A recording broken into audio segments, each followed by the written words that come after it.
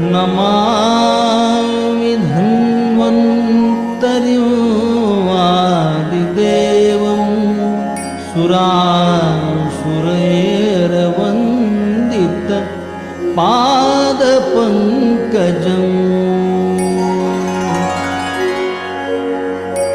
लोके जरार्भयमृत्युनाशनं दातारमीशं विविधौषधीनाम्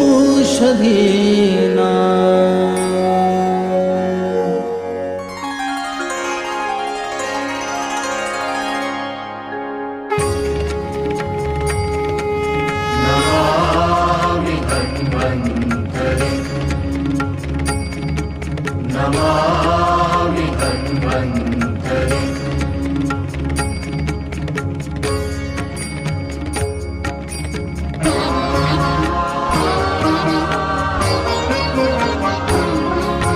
कमल नयन श्याम रंग पीतांबर साजे मनमोहन वस्त्रों में आदिदेव विराजे। कमल नयन श्याम रंग पीतांबर साजे मनमोहन वस्त्रों में आदिदेव विराजे। शंख चक्र जलव का घट अमृत का लिए चार भुजों से सारे दुखों से मुक्त करे। जय देव जय भगवन् धन्वन्तरि देवा सेहत का वरदान हम सबको देना। जय देव जय भगवन् धन्वन्तरि देवा नमामि धन्वन्तरिं नमामि धन्वन्तरिं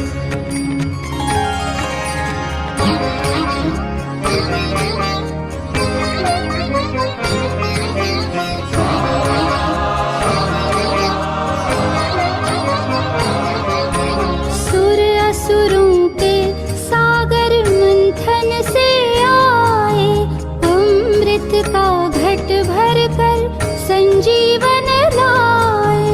सुर असुरों के सागर मंथन से आए अमृत का घट भर कर संजीवन लाए। भय दुख दूर करे जरा मृत्यु हारे मन का और तन का स्वास्थ्य हमें देना। जय देव जय भगवन् धन्वन्तरि देवा सेहत का वरदान हम सबको देना। जय देव जय भगवन् धन्वन्तरि देवा नमामि धन्वन्तरिं नमामि धन्वन्तरिं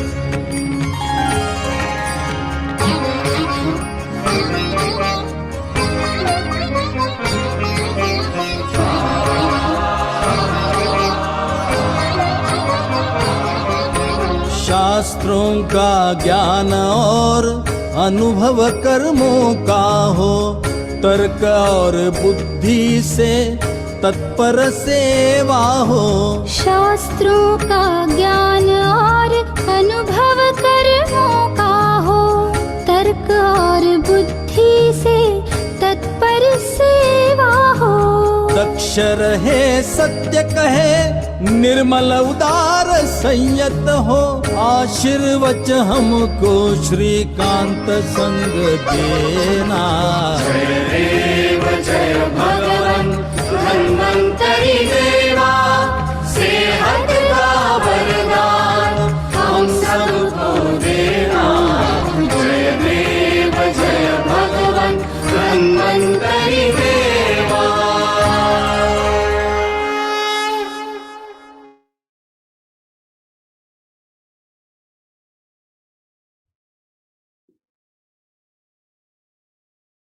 प्रणाम सभी को, प्रणाम, नमस्कार।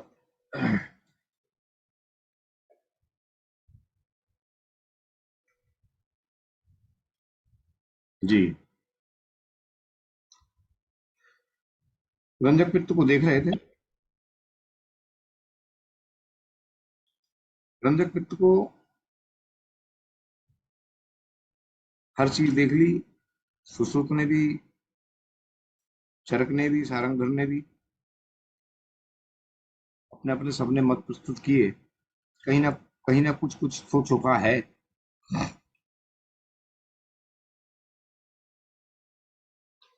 जब हम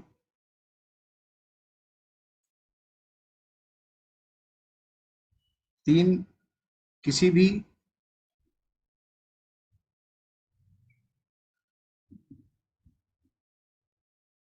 उसमें हम देखते हैं तो द्रव्यों के जब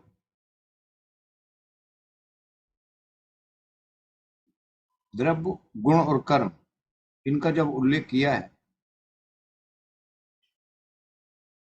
तो उन द्रव्यों में सभी जो है, जितने भी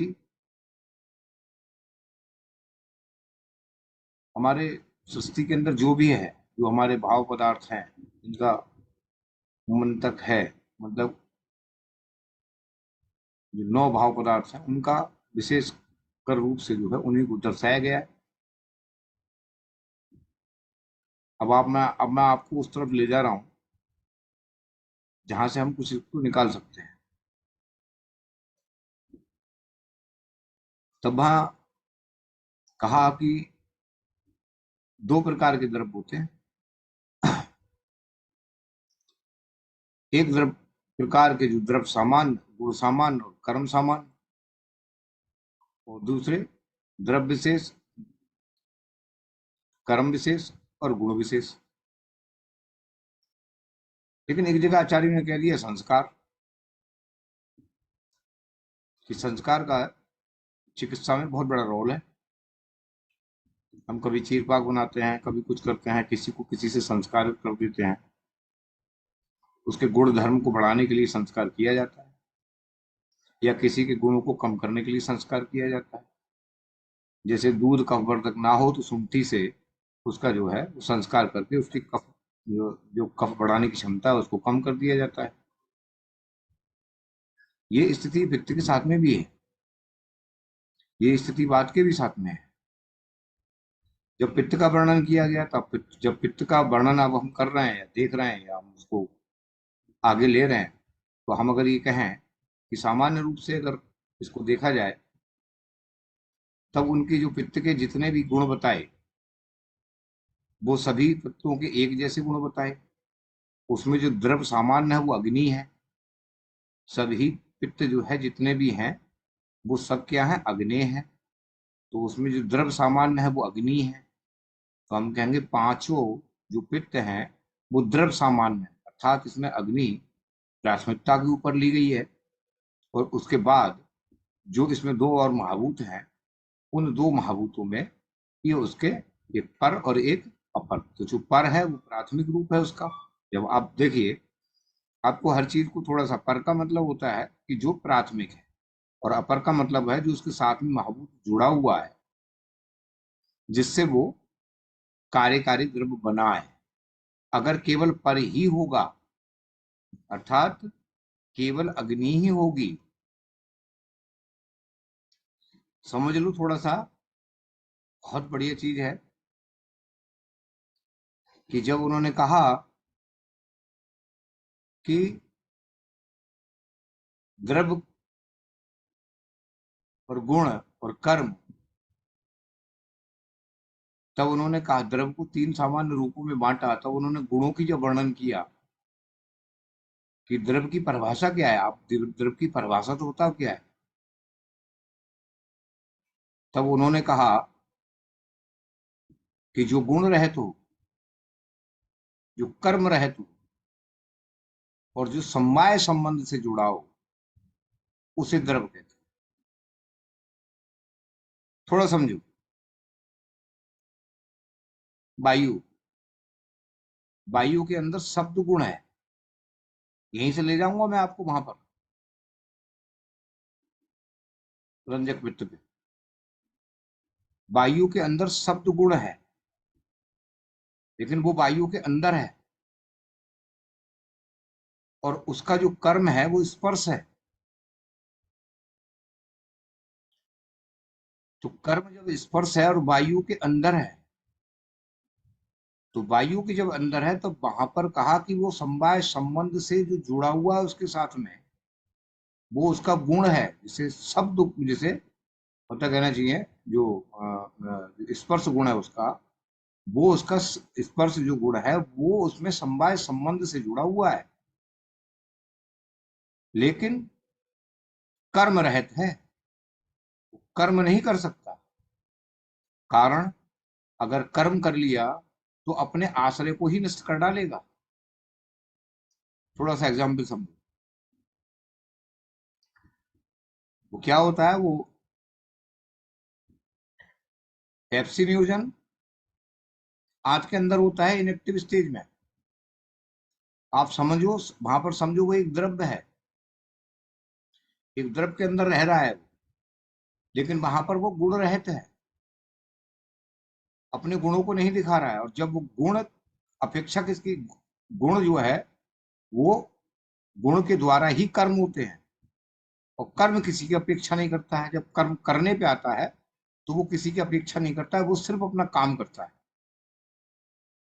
आप उससे ये कभी नहीं करवा सकते कि नहीं तुम अपने कर्म को चेंज कर लो। उसका जो कर्म होगा वही करेगा, लेकिन वो कर्म तब करेगा जब उसके सापेक्ष में कुछ आएगा। सापेक्ष का मतलब उसके सापेक्ष में कोई खड़ा होगा तभी तो कर्म करूंगा। मैं यहाँ पर खड़ा हुआ हूं तो मैं क्या कर्म करूंगा अपना? लेकिन जब मेरे सामने कोई कर्म करने के लिए आएगा, कोई सामने दिखेगा, मैं तभी तो उस पर कर्म करूंगा। तब वहां पर मैं फिर अपने स्वाभाविक कर्म करूंगा। मैं उसके कर्म को देख के अपना कर्म बदलूंगा नहीं, उसको देख के अपना कर्म कभी नहीं बदल सकता। इसलिए आचार्यों ने जब दृढ़ की परिभाषा बताई है तब उन्होंने कहा कि वो समवाय संबंध से उसमें जुड़ा हो, वो गुण रहित हो और वो कर्म रहित हो, तब उसको हम द्रव्य कहेंगे। यही उसकी परिभाषा है। वायु के अंदर स्पर्श गुण है, लेकिन वो गुण गुण रहित है, वो कर्म रहित है, और जब तक वो है तब तक वो द्रव्य है। और जिस समय वो द्रव्य अपनी कार्यकारी स्थिति में आ गया तब वो वैकारिक रूप में आ जाएगा और फिर अपने कर्म को करेगा, लेकिन कर्म अपने स्वाभाविक ही करेगा। जो उसके कर्म है वो वायु का स्पर्श गुण है। वायु स्पर्श के कारण अपने कर्म को करेगी, वेदना की उत्पत्ति करेगी, वेदना को, सेंसेशन को ले जाएगी, ये उसका स्वाभाविक कर्म है। वो कफ को देखकर अपने कर्म को चेंज नहीं करेगी। जिसकी निवृत्ति किसी भी द्रव्य से, किसी भी उससे हुई है, वो उसकी निवृत्ति उसी से ही होगी। जब आचार्यों ने पित्त का वर्णन किया तो पित्त की निवृत्ति अग्नि महाभूत से हुई।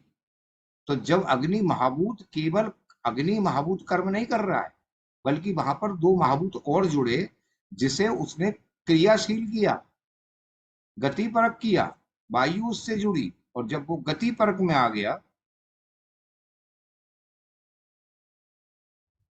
जी बिल्कुल सही कह रहा है, जब वो गति परक में आ गया तब वहां क्रिया हुई। क्योंकि जब तक वायु पर प्रहार नहीं होगा तब तक वो गति परक नहीं होती। ना तो वो किसी को प्रेरणा दे सकती है और ना वो गति परक हो सकती है। इसलिए वायु को गति परक कहा है। जब वायु गति परक हो जाती है तब बात होता है, तब उसको कहते हैं अब बात यहाँ पर है। उससे पहले उसे वायु ही कहेंगे। ये थोड़ी सी चीज वहां तक ले जाएगी आप, जहां तक वहां है रंजक पित्त में क्या बवाल है। जब उन्होंने कहा कि सब पित्त एक जैसे, ये सभी पित्त जो उसमें जो महाभूत होते हैं वो उसमें आकाश, वायु और अग्नि होते हैं। और ये जो बाधा उत्पन्न करने वाले होते हैं उसके कर्म में बाधा, कर्म को चेंज नहीं कर सकते, लेकिन जो बाधा उत्पन्न करने वाले होते हैं वो दो महाभूत हैं, जल और पृथ्वी। वो उसमें बाधा तो उत्पन्न कर सकते हैं, लेकिन उसका कर्म को प्रभावित नहीं कर सकते। वो अपना कर्म करेगा क्योंकि उसकी निवृत्ति जिससे हुई है वो गति परक है और उसी से होगी, उसमें कुछ डाल भी नहीं सकते आप कोई भी उसको, उसकी जो हम कह सकते हैं उसकी स्ट्रक्चर को चेंज नहीं कर सकते। और जब उसकी स्ट्रक्चर को चेंज नहीं करेंगे तब उसका काम क्या है? पित्त का काम है बनाना नहीं है, पित्त का काम क्या है? पचन करना। तब कहा द्रव्य सामान्य है, गुण सामान्य है, लेकिन कर्म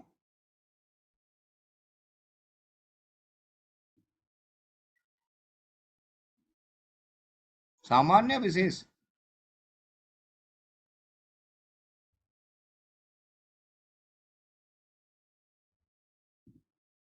विशेष, यस, विशेष है। विशेष का मतलब वहां पर वो पचन कर रहा है। जब सामान्य होगा तो सामान्यम वृद्धि कारणम, आप समझो वहां पर ये चीज श्लोक याद रखो, सर्वदा सर्वभावनाम सामान्यम वृद्धि कारण, सभी भाव, यानी कि द्रव्य सामान्य, कर्म सामान्य, द्रव्य सामान्य, गुण सामान्य और कर्म सामान्य, अगर तीनों एक जैसे हैं। म्यूट हैं सर प्लीज, अरे बाप रे,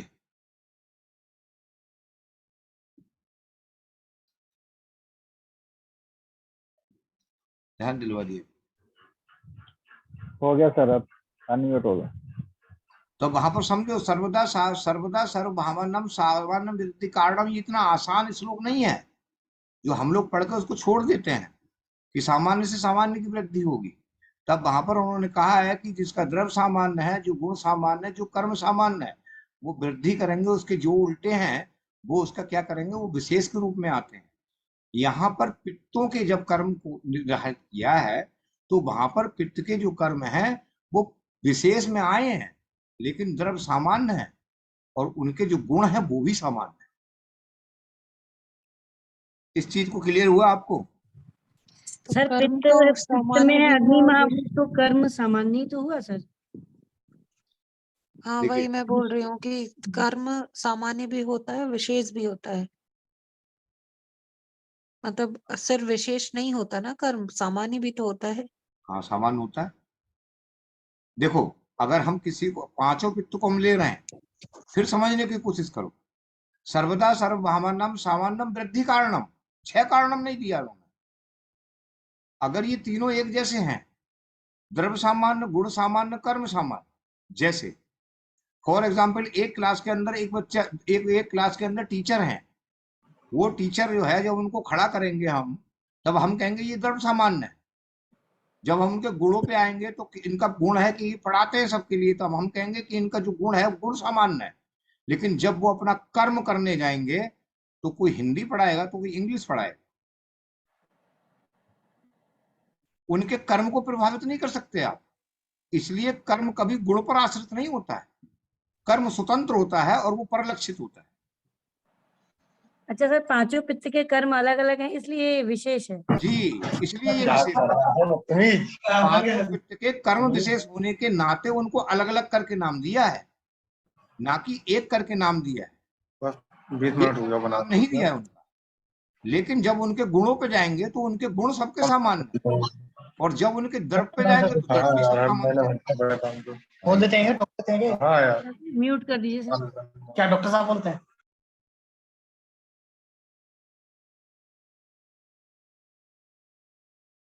फिर दोबारा से समझ लीजिए, टीचर है, वो टीचर हमने 3 खड़े किए, 3 खड़ों में 3 खड़े, आप हमसे पूछे कि क्या है, हमने कहा टीचर है, हमने द्रव्य सामान्य में रखा कि ये द्रव्य सामान्य है। फिर जब उनके गुणों को देखा कि क्या काम करते हैं, तो एक पीटी वाला टीचर है, तो वो पीटी पढ़ाता भी है, लेकिन उसका दूसरा कर्म क्या है कि वो विशेष भी कुछ कर रहा है, यानी कि वो उसको हाथ पैर चला के भी कर रहा है। तो इसका मतलब जो उनके दोनों गुण हैं, वो उनका गुण है रीडिंग कराना, लेकिन अब किस चीज की वो रीडिंग करा रहे हैं ये सब्जेक्ट अलग अलग हो गया। वो कर्म उनका परलक्षित तब होगा जब वो वहां जाके पढ़ाएंगे। तब तक तो हमको सिर्फ इतना पढ़ा है कि ये सब पढ़ाते हैं, लेकिन ये क्या पढ़ाते हैं इनको अलग अलग, तब उनको अलग अलग किया गया कि यहाँ पर इनके जो कर्म है वो विशेष रूप से है। कोई वहां पर पाचन कर रहा है, कोई वहां पर पाचन और मतलब संयोजन दोनों काम कर रहा है। कहीं पर धातु अग्नियां जोड़ रही हैं, तो कहीं पर धातु अग्नियां पचन कर रही हैं, वो उनके कर्म विशेष में है। लेकिन जब द्रव्य विशेष में आएंगे तो हम कहेंगे सब एक ही है।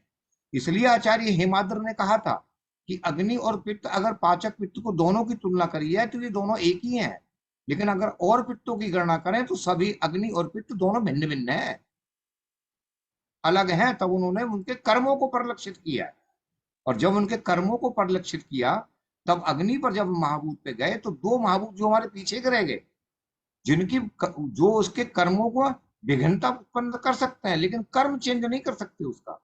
और जब वो उसका कर्म चेंज नहीं कर सकते, तब ये विघ्नता रूप जो उसका पाचक पित्त का कर्म था, वो उसमें विघ्नता आए। परसों जब ये डिस्कस हुआ था कि आमाशय में कफ होता है, और आमाशय में कफ होने के नाते वहां पर वो पाचक पित्त के जो इसने जो मतलब कहना चाहिए जो सोर्स होते हैं उसके, जिससे वो काम करेगा, उनको वहां तक नहीं पहुंचने देता है। लेकिन वो अपना कर्म करता है। अपना कर्म तो वही करता है, लेकिन उससे संबंधित किसके ऊपर वो कर्म कर रहा है, कहाँ किसको ले जाके जोड़ेगा, वो चीज उसको नहीं मिल पा रही है। जब वो चीज उसको नहीं मिल पा रही है और वो चीज का आश्रय हमारा, तभी आचार्यों ने कहा। मैं जरा एक श्लोक आपको पढ़ के बताता हूँ। आवाज आ रही है आपकी? नहीं आ रही है? आवाज नहीं आ रही है क्या? सर नेटवर्क बीच में चला जाता है, हैंग होता है। मैं अपनी सर वहां से दोबारा बता दीजिए, जो अभी आपने बोला कि आमाशय में कफ होता है, वहां से सर ब्रेक हो गई थी आवाज। हाँ, कि आमाश अब वहां पर जब आपको ये चीज क्लियर हो जाए, ये चीज बिल्कुल आप थे कि उसकी जो अपनी स्ट्रक्चर होती है वो तीन महाभूतों से युक्त होती है, और उसमें एक महाभूत पर होता है। पर का मतलब प्रधान जो अग्नि होती है, और दो महाभूत अपर रूप में होते हैं जो वायु और आकाश होता है। बाकी बाकी जो पंच भौतिक महाभूत हैं, जो पंच भौतिक में दो और महाभूत रह गए, उनकी साम्यवस्था के अनुसार वो उसके साथ में तो होते हैं, लेकिन उनकी कहीं पर अगर वृद्धि हो जाए तो वो किसी भी पित्त के कर्म को नहीं रोक सकते, बल्कि उसमें बाधा उत्पन्न कर सकते हैं। तो हमने आचार्य ने तभी कहा है कि जो पित्त होता है वो भी पंचमहाभूतिक होता है, लेकिन उसमें पर और अपर के हिसाब से देखा जाता है कि यहाँ पर चार महाभूत ऐसे, चार महाभूत ऐसे हैं जो अपनी अपर में है, लेकिन एक महाभूत पर की स्टेज में आ गया है। अब उसमें जब उसकी स्ट्रक्चर की बात आती है तो यहाँ पर देखेंगे तो पांचों पित्त की स्ट्रक्चर एक जैसी है। जब पांचों पित्त की स्ट्रक्चर एक जैसी है तो द्रव सामान्य में आ गया। उनके जब गुणों पे देखे गए तो पांचों पित्तों के गुण एक जैसे हैं, तब वहां पर गुण सामान्य आ गया।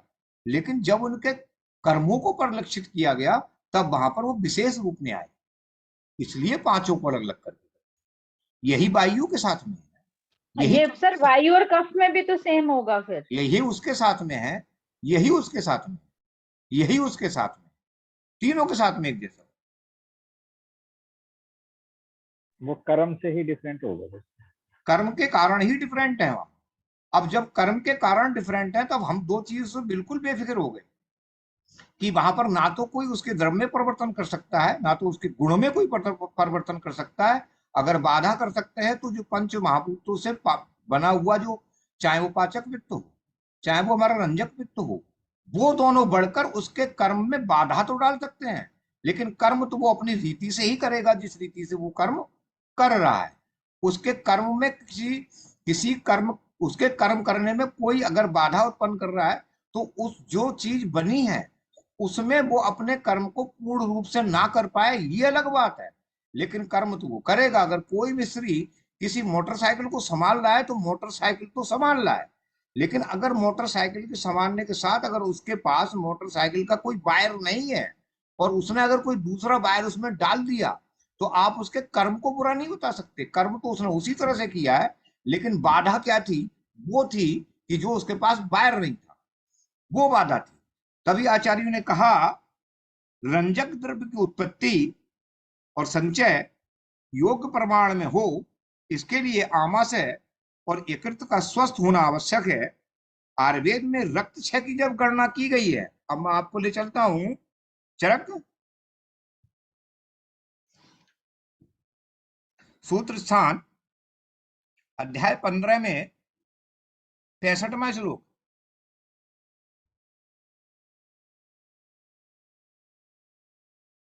कहा चरक सूत्र स्थान अध्याय 17 में 65वां श्लोक।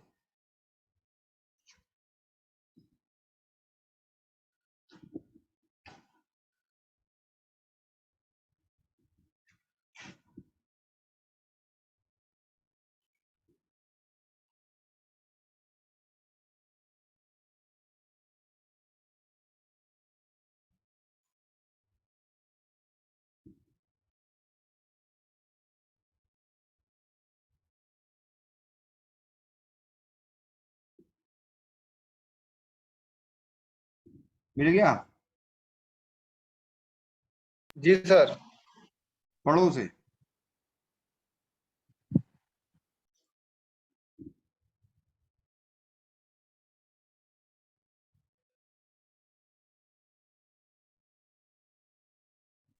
सर रक्त क्षय के लक्षण, हाँ परुषा, स्फुटता, अम्लाना, त्वक रूक्षा, रक्त संशय, ये दिया हुआ है सर।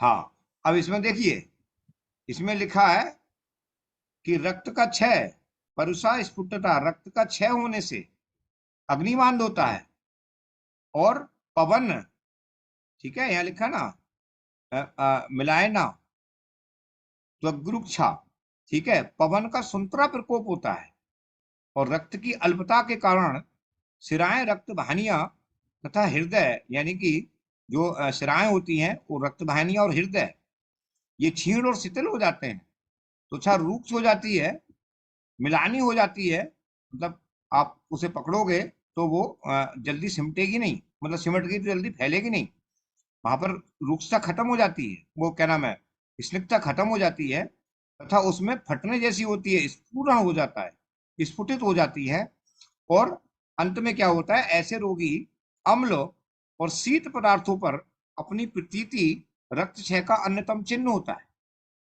वहां पर वो शीत पदार्थ और अम्ल पदार्थों का सेवन करने के लिए आतुर, मतलब कहना चाहिए एकदम, जो मैम स्क्रीन शॉट भेजिए। अच्छा, ये उस पे पेज पे है सर, 265 पे। हाँ 250, हाँ 255 पी, हाँ 65 पे, 265 पे है। हाँ। अब यहाँ पर जब हम ये पढ़ लेते हैं कि यहाँ पर ये चीज है, रक्त क्षय के जब लक्षणों में ये सब चीज बात आई है, तो फिर परनीस जो एनीमिया है, जो कहा कि यहाँ पर जो जरूरी है कि आमाश है और हमारा जो यकृत है, एक जगह आचार्यों ने एक चीज और भी कही है, वो मैं आज देख के हैरान हो गया कि मूत्र का निर्माण यकृत में ही होता है। अब दिमाग में हिला।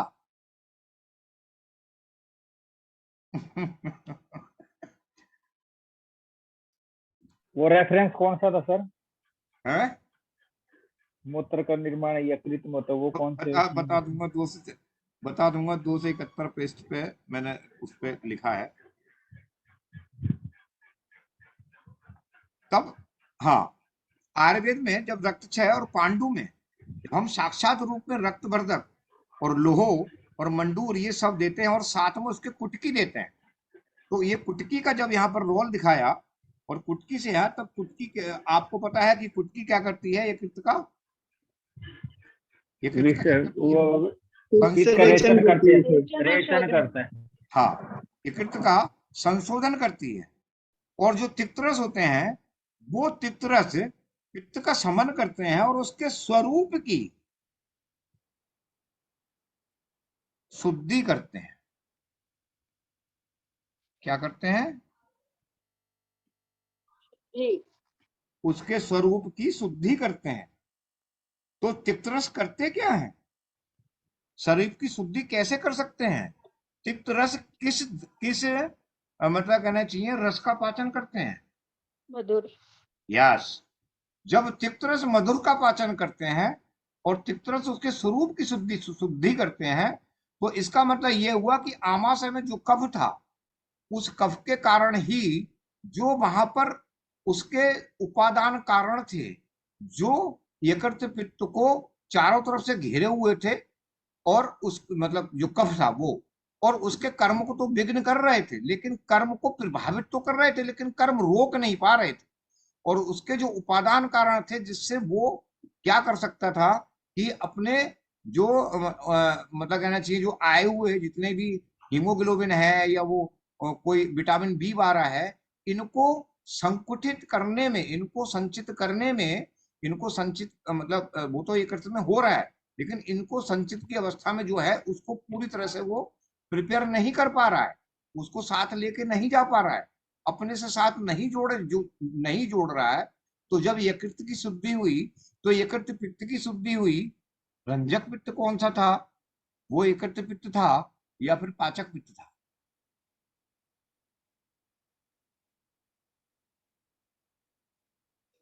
यकृत पित्त था।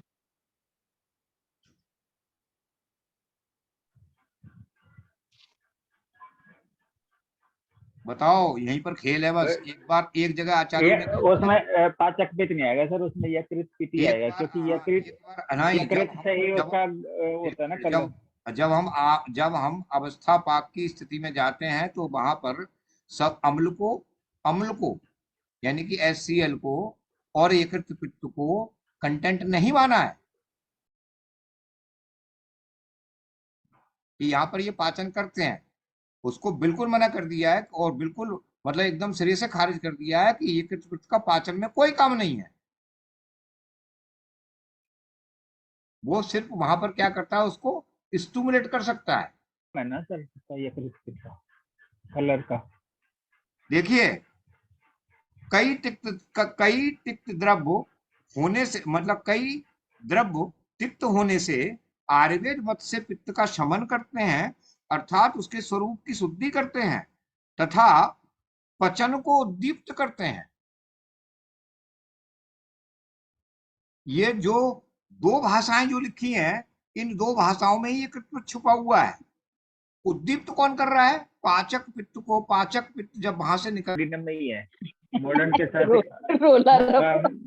नहीं, मुझे लास्ट वाली लाइन सच में नहीं सुनी, समझ ही नहीं आई। तो ये मैडम ना, जो इसमें भी मॉडर्न भी यही कहता है, जो कैसल इसमें ना, कैसल है ना, कैसल के अंदर जो इंट्रिंसिक फैक्टर है जो, वो हमारे उसमें ही रहता है, स्टमक में ही रहता है और ड्यूडेनम में रहता है। ड्यूडेनम की जो ग्लैंड होती है, बर्नर ग्लैंड, उसी के अंदर होता है।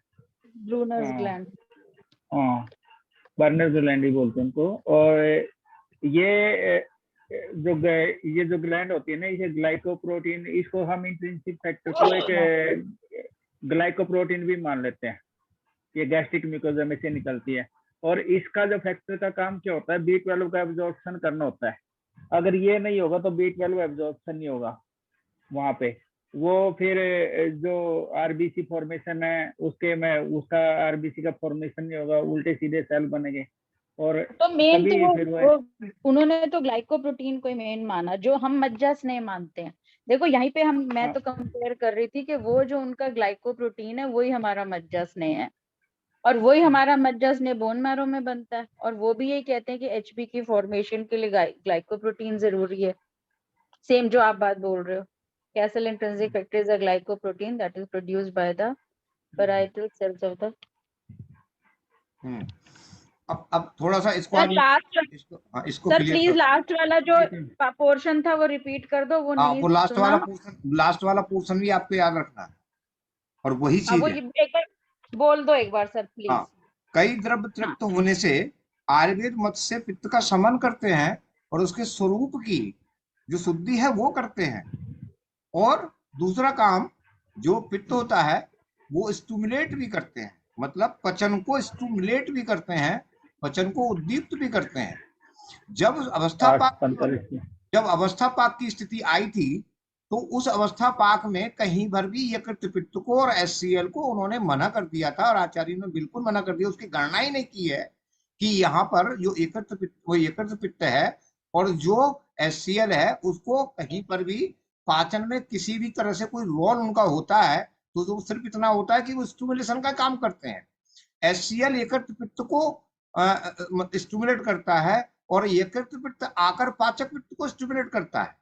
अगर उसके अंदर कोई भी किसी तरह की विकृति उत्पन्न होती है तो हम पाचक पित्त को कुछ नहीं करते हैं।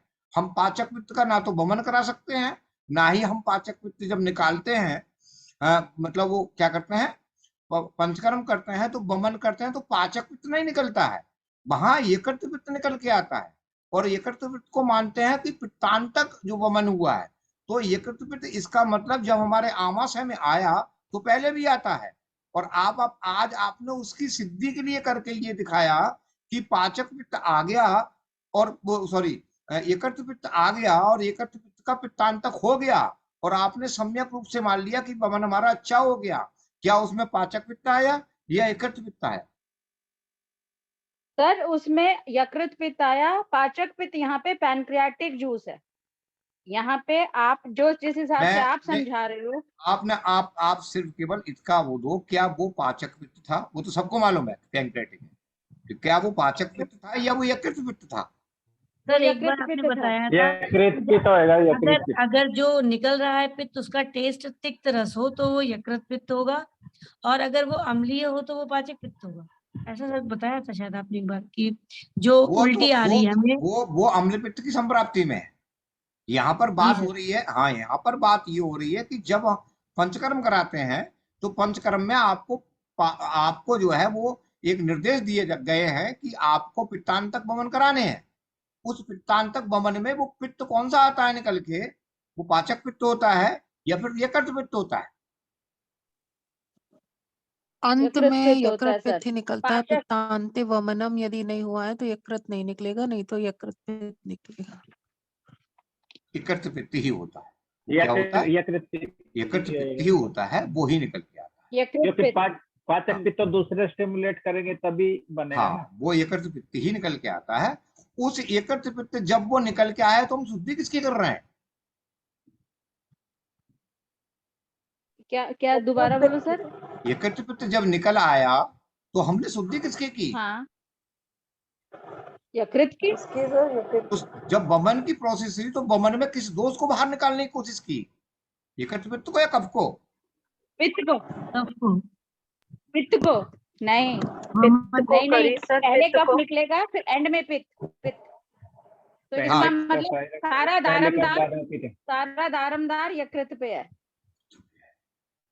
जब यकृत पित्त की अपनी संरचना कहीं पर गड़बड़ होती है तब वहां पर एनीमिया होता है, और यही जो हमारा यकृत पित्त होता है यही रंजक पित्त है, जिसके स्वरूप अलग अलग हो जाते हैं। जब वो स्टिमुलेट करता है तब वहां पर वो स्टिमुलेशन का काम करता है, और जब वहां पर रंजक पित्त की बात आती है तब वहां पर वो खुद रंजन करता है। अपने उपादान कारणों से लेकर सबको इकट्ठा करके यकृत के अंदर ही जब वहां से संयुक्त अवस्था में होकर हृदय में पास होके जाता है, तब सारंगधर ने कहा कि वही जो रंजक पित्त है जिसका स्थान मैं बता रहा हूं वो हृदय में रहता है, और हृदय उसको विक्षेपित करता है मज्जा के अंदर। मैंने कल कहीं पर बात करी थी तो मैं आपको सिर्फ 3 चीजें बता रहा हूं कि जब आपसे कोई भी करे, मेरे पास पेपर नहीं है, दिमाग है मेरे पास, पेपर अगर आपको करना है और वो बनाना है तो आप 5 चीजों पे काम कर लेना। सामान, द्रव्य सामान, गुण सामान और कर्म सामान, यहां से पूरा लेके चलना। अग्नि को पूरी लेके चलना, कौन कौन अवस्था भाग में भाग लेता है, यकृत पित्त का काम कहाँ है, यकृत पित्त का काम तो कहाँ है, इसका मतलब वो चीज बाइल के जितने कंटेन है वही रंजक पित्त हुआ। वही हाँ, उसका स्वरूप बाइल चेंज में है, जो उसके कर्म चेंज है। इसलिए आचार्यों ने बार बार इस चीज को कहा है कि पित्त 5 नहीं है, ये अनेक है अपने कर्मों के द्वारा। हाँ इसका ध्यान रखा जाए। अगर हम 5वां पित्त कहीं से खोज नहीं पा रहे हैं, इसका मतलब कोई यही जो पित्त है जो 5 है ये अलग अलग रूप में काम करते हैं। इसलिए तो सुश्रुत ने कह दिया कि वायु और पित्त ये एक नहीं है, ये हजारों हैं। मैं इतने 4 दिन से हिलगा रहा था ना, वो इसलिए हिलगा रहा था कि कहीं पर कंफ्यूजन ना हो किसी भी तरह का। और वो जहां पर मैं नहीं लाता उसके लिए कि कर्म सामान्य विशेष, अगर मैं उसको नहीं बताऊं तो आपको समझ में नहीं आता, फिर तो आप ये नहीं आता। मेरी भी समझ में नहीं आया था शुरू शुरू में, क्या तमाशा है यार, समझे? तो शुरू शुरू में मेरी ही समझ में नहीं आया, लेकिन जब मैंने पदार्थ विज्ञान को रीडिंग टू रीडिंग टू 25 बार जब मैंने उसको पढ़ा तब मेरे को समझ में आया कि ये चीज यहाँ पर ऐसे है। और हर चीज का आयुर्वेद में इसी तरह से डिस्क्रिप्शन है, इसी तरह से उसमें डिस्क्रिप्शन है। वहां पर मैं पर और अपर नहीं समझना चाह रहा था, मैं पढ़ना नहीं चाह रहा था, दिमाग खराब हो रहा था 15 साल पहले कि पर अपर क्या पढ़ूं। लेकिन जब उसको पढ़ा तब समझ में आया कि द्रव्य की संरचना भी पर अपर पर डिपेंड है, इसको भी पढ़ना बहुत जरूरी है। और वो पढ़ा, फिर समझ में धीरे धीरे करके आ गया। मैंने आपको शॉर्ट बता दिया।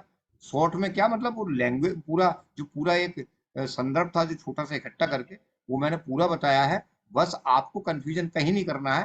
केवल अगर आपको मैं ये कह रहा हूं कि हाँ कहीं पर भी संहिताओं के अंदर इस चीज का जिक्र नहीं है कि हमारा जो रंजक पित्त है वो क्या एकत्रीय पित्त है, लेकिन जब ध्यान से देखेंगे उसको पढ़ेंगे तब आचार्यों ने आप रक्त से पढ़िएगा, रक्त का पूरा पढ़िएगा। जहां पर रक्त दुष्टि है, रक्त के रोग है, वहां पर आप पूरा पढ़िएगा, आपको एक चीज समझ में आ जाएगी। और पदार्थ विज्ञान से जब आप समझना सीधे शुरू कर दोगे, द्रव्य विशेष, कर्म विषय, पर अपर, तब आपको वहां से पूरी तरह से समझ में आ जाएगी कि यहाँ से इसका कनेक्शन है और यहाँ से कनेक्शन है। और फिर आचार्यों ने शरीर शारीर स्थान में कुछ यहाँ कुछ जो उसके वो जो दिए हैं पॉइंट दिए हैं वो आपको वहां पर पढ़ने पड़ेंगे।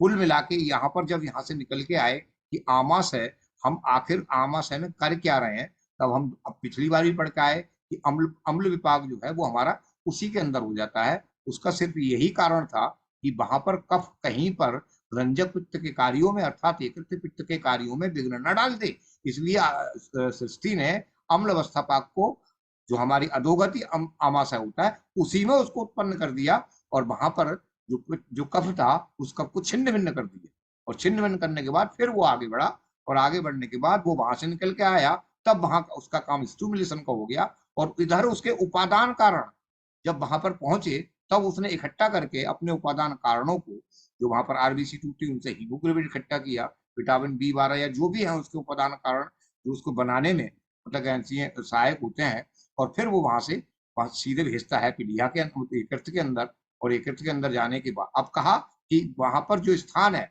रंजक पित्त का जो स्थान है वो यकृत और पीलिया है, वो उसका एक सेंटर है, वहां पर वो क्या होता है, वहां पर वो इकट्ठा रहता है, वहां पर वो क्या करता है कि वहां पर वो स्टोर होता है।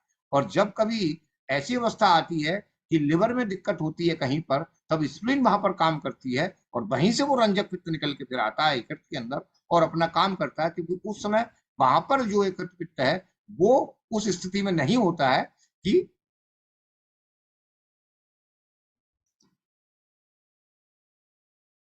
सोनाली वैसे बोल दो सीधे, ये मेरे को समझ नहीं आ रहा है। मनदीप मैम ने बोला था कि रंजक पित्त की गड़बड़ी से होगा क्या, तो मैंने बोला नहीं, वो कफ का आवरण अगर आमाशय में आया तो, या फिर लीवर की जो बाइल जूस है उसके कंटेंट अगर खराब हो गए तो, यानी उसमें तो यह सब विकृति होंगी। हाँ जी मैम, वो भी कफ की वजह से होएगा ना। हाँ, जो अपने रंजक पित्त हाँ, की वो सब कफ हाँ, से शुरू होएगा। मेन उसमें कफी है, कफी को ही रखा है, तब इन्होंने कहा कि आमाशय और यकृत दोनों शुद्ध होने चाहिए, तब जाके हमारा जो रंजक पित्त है वो काम करेगा। अब वहां पर स्पष्ट रूप से कह दिया आमाशय और ये दोनों शुद्ध होना चाहिए, तब इसका मतलब है कि वहां कफ सम्यक अवस्था के अंदर हो। अगर कफ सम्यक अवस्था में नहीं हो रहा है, अम्ल पित्त में क्या होता है, ऊर्ध्वगत किसी को अम्ल पित्त होता है तो वहां पर आप देखोगे एनीमिया होती चली जाती है, क्योंकि वहां पर अम्लता इतनी बढ़ती है कि उस उष्णता के कारण जो उसके अपने उपादान कारण होते हैं वो नहीं हो पाते पूरे, और जो वहां पर उसकी उष्णता खुद बढ़ जाती है। इसकी जिस तरह से हमारी पाचक पित्त की उष्णता बढ़ती है उसकी भी उष्णता बढ़ेगी, वो अपना कार्य सही से नहीं कर पाएगा, इसलिए वहां पर जब अम्ल पित्त होता है तब भी एनीमिया के आपको दर्शन देखने को मिलेंगे। लेकिन अब जैसे परनीशियस एनीमिया ये सब है, इसमें क्या होता है, अब हम जब परनीशियस एनीमिया की तरफ जाएंगे या जो ऐसी एनीमिया की तरफ जाएंगे जो कि वहां पर होता है, तब कफ एक ऐसा द्रव्य है कि आप किस रूप में किस चीज को किस तरह से यूज कर रहे हो, वो कौन सा कफ है, उसके कंटेंट क्या क्या है, जो इस तरह से आ गया, और वहां पर किसी भी जल्दी औषधि के द्वारा वो कफ विलयन नहीं हो पा रहा है, वो डिपेंड कर रहा है। तभी मैंने जब किसी को सुमति जी की एक बार मैंने बताया था, मैं खुद ही भूल गया उसको कौन सी एनीमिया थी, तब मैंने कहा था रक्त की चिकित्सा करनी है इसमें, और रक्त की चिकित्सा करेंगे तो मरीज ठीक हो जाएगा। एप्लास्टिक एनीमिया का तो मैंने कहा रक्त की चिकित्सा इसमें करनी है, और रक्त की चिकित्सा करेंगे तब पेशेंट ठीक होगा। अगर हम पांडु रोग की चिकित्सा कर बैठे तो यहाँ पर वो ठीक नहीं होगा, क्योंकि पांडु रोग की चिकित्सा में तो फिर हम वही ड्रग देंगे। हमको रक्त पित्त की चिकित्सा करनी है तो हमें रक्त और पित्त दोनों पे ही काम करना है। अब रक्त और पित्त, तब वहां पर पित्त का मतलब हम पाचक पित्त काम नहीं कर रहे हैं, हमें रंजक पित्त पे काम करना पड़ेगा, और रंजक पित्त पर दो चीजों पर काम करना पड़ेगा कि वहां पर तिक्त रस देंगे, ताकि वहां पर जो उसके पर अपर प्रधान मतलब अप्रधान है वो बढ़ चुके हैं, और उसकी संप्राप्ति आमाशय के अंदर बन रही है। तो उसकी संप्राप्ति जब आमाशय के बन रही है तो हम कफ को चाशनी नहीं मानेंगे, हम दूध के कारण नहीं मानेंगे, कफ का कोई दूसरा रूप है।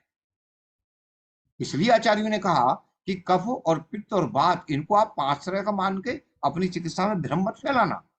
ये हजारों टाइप के होते हैं, और आपको सोचना पड़ेगा कि यहाँ पर किस तरह का कफ है। हो सकता है वो वायु के द्वारा, क्योंकि अभी आचार्यों ने कहा कि जब रक्तक्षय होता है तो पवन बहुत तेजी से मतलब होती है, और वो सीधे सीधे सुखाएगी किसको, पित्त को तो जल्दी सुखा नहीं सकती, तो कफ को सबसे पहले सुखाएगी। अगर जब वहां पर रक्त इसलिए नहीं सुखा सकती क्योंकि वहां पर ऑलरेडी पहले से ही रक्त कम है, और जब रक्त कम है तो फिर मतलब कहना चाहिए वहां पर जो उसका जो पित्त है वो पहले से ही प्रकोपित है, अर्थात वो हो सकता है उष्णता को प्राप्त हो, और जब वो उष्णता को तीक्ष्णता को प्राप्त होगा तो उसमें खुद ही द्रव गुण नहीं होगा। और उधर क्या है, सिद्धांत क्या है कि वायु के रुक्ष गुण को कम करने के लिए पित्त का स्निग्ध गुण और कफ का जो है वो स्निग्ध गुण, ये दोनों कंट्रोल करते हैं। वहां पर पित्त उष्णता को प्राप्त होके अपनी तो स्निग्धता खो बैठा, अब उसे मिल गया फायदा और वो हो गई रुक्ष। और उधर जो है वो धातु क्षय के कारण भी वायु बढ़ी और वायु उसने क्या काम किया, उस पित्त को खूब, उस कफ को खूब ढंग से सुखा दिया। अब वो कफ किस प्रकार का है, वो कहीं लीन अवस्था के अंदर तो नहीं चला गया। अगर वो लीन अवस्था के अंदर चला गया और आमाशय की दीवार में धातुओं में प्रवेश हो गया जाके, तब वो किसी भी हाल में रंजक पित्त का अपना जो स्वरूप है उसको शुद्ध नहीं होने देगा और वो काम नहीं कर पाएगा। इसलिए बार बार एकत्र की मेडिसिन उसमें देते हैं, बार बार रक्त की शुद्धि करते हैं, बार बार एकत्र पे ही काम करना, जो भी करेगा एकत्र पे ही काम करेगा, चाहे वो आयरन दे, चाहे वो कुटकी दे, चाहे वो पुनर्वा दे, चाहे वो फलत्रिकादि क्वाद दे, चाहे वो घी दे, चाहे वो कुछ भी दे, वो करेगा सीधे एकत्र पे ही काम। तो कौन से पित्त पे काम कर रहे हो, पाचक पित्त पे या एकत्र पित्त पे? यकृत पे काम करे सर। मैं सांस ले लूं? ले लो। अब तो टाइम भी हो गया सर, 8 to 8:40 तक अभी खाना खा ले सर, 9 बजे के बाद फिर दूसरा सेशन कर लेना। टाइम हो गया। Okay sir. अभी सर 9:05 पे आ जाना दोबारा।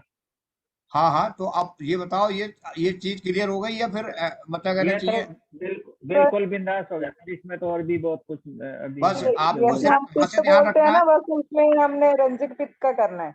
जैसे हम बोलते हैं ना कि हम लिवर पे ये मैम इसमें, हाँ ये वही बात है, जैसे ऑब्स्ट्रक्टिव जॉन्डिस भी आता है, वही ऑब्स्ट्रक्टिव जॉन्डिस हो गया या फिर पित्त का उष्ण और तीक्ष्ण गुण बढ़ गया, तो ये रंजक पित्त का उष्ण और तीक्ष्ण गुण बढ़ता है, जिसकी वजह से हमें हाई ब्लड प्रेशर होता है और ये पिगमेंट हो जाता है। अगर वो रंजक पित्त कम हो गया वो तो फिर वो वहां पे एनीमिया क्रिएट करता है, जो B12 फैक्टर वगैरह के एनीमिया हो गया, जॉन्डिस हो गया और वो ऑब्स्ट्रक्शन हो जाता है, तो वहीं पे वही पित्त रुकता है जो आगे ये कारण हमारा काम नहीं हो पाता। सर ऐसा यदि बात है तो जितनी भी डिसीजेज हैं, कुछ भी हुई अग्निमान वाली, हर डिसीज अग्निमान से है, ग्रहणी वहनी हर में भी, फिर सर जो लिवर के टेस्ट हैं वो अप डाउन होने चाहिए, SGOT SGPT ये सभी ऊपर नीचे होने चाहिए। वही कह रही थी मैं भी कि फिर तो गड़बड़ी यही हुई ना, फिर तो शुरू में ही हर रंजक डिसीज पित्त। में हाँ, ये टेस्ट गड़बड़ाने चाहिए। नहीं आते ना इसमें मैं कुछ कहना चाहता हूँ। वो देखिए, अगर आप 5 मिनट पे ट्रीटमेंट करते 9:05 पे कह लेना जिसने कहना खाना। नहीं अभी थोड़ा सा कह दो मैं। देखिए, अगर आप आयुर्वेद का ट्रीटमेंट करते हैं तो एलोपैथ के टेस्ट से कोरिलेट मत करिए जी, वहां पर SGOT SGPT नहीं होता आयुर्वेद में। तो आप अगर ट्रीटमेंट करेंगे एलोपैथ का, कोरिलेट करेंगे आयुर्वेद का, तो पॉसिबल ही नहीं, आप टेस्ट को मरीज नहीं ठीक कर पाएंगे। सर 90% कर सकते हैं, 10% में तो फिर भी कंफ्यूजन रहेगा। अगर 90% चीजें मिलती है तो 10% नहीं मिलेगी आपको। बात सही है, लेकिन हम बात कर रहे हैं रंजक पित्त की, हम बात कर रहे हैं कफ की, और टेस्ट में हम SGOT SGPT देख रहे हैं, तो क्राइटेरिया ही बदल जाता है। बिल्कुल हाँ, सही कह रहे हैं, सही कह रहे हैं सर। और आते भी नहीं है सर। थैलेसीमिया माइनर में भी ऐसे ही संप्राप्ति समझेंगे क्या?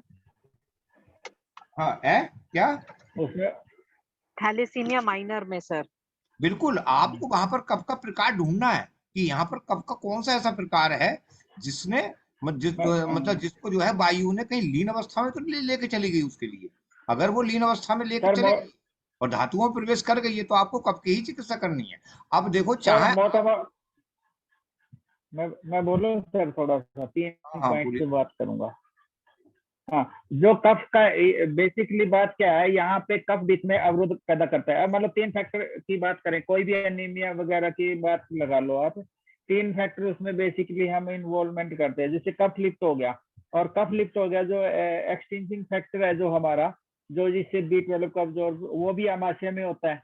और बर्नर ग्लैंड है ड्यूोडेनम वाला, वो भी पार्ट साथ होता है क्योंकि वो लीवर स्प्लीन वहां पे आ गया। और फिर किडनी का आ गया, उसमें इरिथ्रोपोइटिक जो सिस्टम होता है। तीनों चीजों से मतलब RBC का या एनीमिया का हमारा रहेगा इसमें इन्वॉल्वमेंट। तो मतलब अगर आमाशय का हमारा कफ अवरोध हम बचा ले, आमाशय में जो कफ लिप्त ना हो, तो हमारी ये तीनों सारी चीजें सही रहेगी। अगर वहां पे कफ लिप्त हो गए तो ना तो वो B12 एब्जॉर्ब करेगा, ना वो बर्नर ग्लैंड से जोडिनम के अंदर जो उसका पित्त का स्रवण रहेगा वो ठीक नहीं रहेगा, ना वो किडनी के अंदर जो एरिथ्रोपोइटिक फैक्टर्स वगैरह बनेंगे, क्योंकि रक्त और मेद से बनता है ना, मेद भी तो कफ ही हो गया ना किडनी के अंदर, वो भी वहां से डिस्टर्ब रहेगा। पर सर आप ना अभी नेक्स्ट सेशन में मेरे क्वेश्चन का आंसर दे दीजिएगा। मुझे पता है कि आप वो क्वेश्चन का आंसर तो मुझे दे ही दोगे, क्योंकि क्या होता है जब हमें समझ में आ रहा होता है तो बढ़िया मॉडर्न से भी कंपेयर कर लेते हैं, सब कर लेते हैं। जब हमें नहीं आ रहा होता है तो हम ये क्या बोल देते हैं कि हम मॉडर्न से इसको कंपेयर नहीं कर सकते। तो मुझे बस थोड़ा सा आप इसको आयुर्वेद में समझा दीजिएगा कि क्या हमारे लिवर के फंक्शंस गड़बड़ होते हैं, क्योंकि मुझे पता है आप आंसर कर दोगे। सर मैं भी एक छोटी सी क्वेरी कल के सेशन में रख लूंगी इसी चीज को लेके, कल बात कर लेंगे सर। अपने सभी क्वेश्चन इकट्ठे कर लो, कल सारे चर्चा कर लेंगे। अभी खाना खा लो सभी। चलो ठीक है फिर कितने, हाँ हम लोग जो है वो 8 से 1 हो गए सर। अब 9:10 सर पे। अब तो 9:15 कर लीजिएगा सर, मैं भी आज पटियाला में हूँ, 9:15 कर लेते हैं सर। ठीक है, 9:15 बजे। एक चीज ध्यान रखिएगा, 9:15 बजे सब जुड़ जाइएगा एकदम, फिर ठीक है, वेट नहीं होगा सर किसी का। ओके 9:15 है तो 9:15 ही है। ठीक, ओके ओके।